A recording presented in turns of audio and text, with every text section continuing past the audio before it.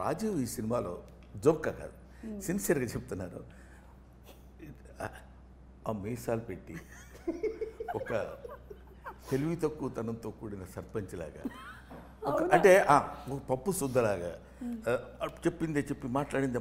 అసలు రాజీవ్ అంత ఫాస్ట్గా మాట్లాడటం జనరల్గా నేను చాలా తనతో చేసింది చూసినాను కదా, చాలా తూకంగా డిగ్నిఫైడ్గా రెస్పెక్ట్గా మాట్లాడుతున్నాను. పెళ్ళాం అయితే తెలిసేది సార్ మీకు. ఏది పెళ్ళాం అయితే తెలిసేది, పెళ్ళాం అయినా కూడా తెలిసేది అదే. తీసేస్తారు అది మొగుడిని అర్థం చేసుకోలేనప్పుడు పెళ్ళానికి అలాగే తెలుస్తాయి.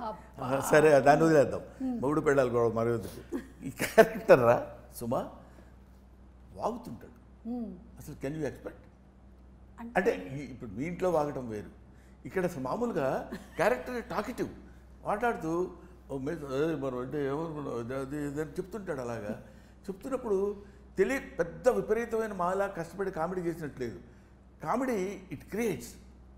నాకు తందొకటి ఒక సీన్, ఒకరోజు 2 సీన్స్లో వచ్చిన రఘుబాబు ఒకడు, తర్వాత సంపత్ చేత కామెడీ చేయించాడు.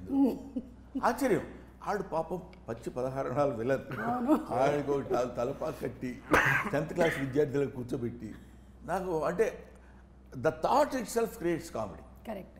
అది అలాగా అమ్మయ్యా.